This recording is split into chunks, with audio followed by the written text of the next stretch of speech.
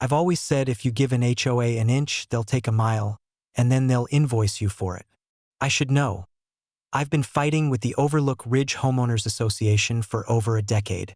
But last summer, they pulled a stunt so outrageous that I had to respond with something they'd never forget.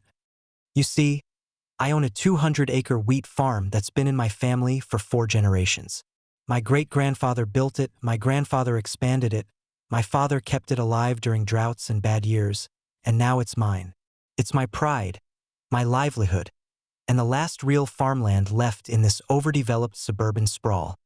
It started when the HOA president, Barbara, who everyone calls Barbed Wire Barbie behind her back, decided she wanted better community access between the north and south sides of the Overlook Ridge subdivision. Apparently, the winding road that went around my property was too inconvenient for golf carts and joggers. So what did Barbie and her board do? One morning, I walked out to check the irrigation line and found a construction crew right in the middle of my wheat field. They'd already sunk concrete footings into the earth through my crops, mind you, and were building support pillars for a pedestrian bridge.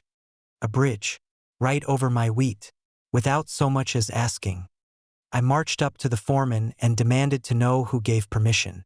He showed me a paper stamped with the HOA's seal. Not a city permit, just a piece of paper with the HOA letterhead and Barbara's loopy signature. When I called Barbie, she was unapologetic. She told me I should be grateful they were improving connectivity for the neighborhood. She said the bridge was for the greater good, that my field was underutilized land, and that she'd personally ensure I'd be reasonably compensated. By reasonable, she meant some pitiful offer that wouldn't even cover the cost of the wheat they'd already destroyed. When I told her to remove it immediately, she smugly informed me that if I interfered with construction, they'd take legal action. So I called my cousin Pete. Pete and I served in the army together. He's retired now, but he still has friends in interesting places. We spent an entire night laughing about the bridge while drinking coffee and sketching out our plan on the back of an old feed bag. The next morning, I drove fence posts in a wide circle around the bridge construction site. On each post, I mounted bright red signs. Warning: Private Military Training Zone. Trespassers subject to search and detention under U.S. Code 18 to 1382. By noon, Pete had rolled in with his buddies, fellow veterans who brought along a few props. Old Humvees, camouflage netting, and to top it off, a couple of legally owned decommissioned howitzers they used for ceremonies at veteran events. Within hours, my peaceful wheat field looked like an active National Guard training camp. When the construction crew arrived the next morning, they pulled up, took one look at the Humvees parked in the field, spotted Pete in full camo gear holding a clipboard, and decided they had other work to do that day. I don't blame them. By the afternoon, Barbie herself showed up in her brand new Lexus SUV. She got out, heels sinking into the soft dirt, and stomped right up to me. Her face was a shade of red I'd never seen before. "What in the hell is this?" she screeched. I calmly handed her a flyer. "Barbie, I've declared this section of my property a private military training zone. Under state law, I'm fully within my rights to do so. We run tactical drills here now."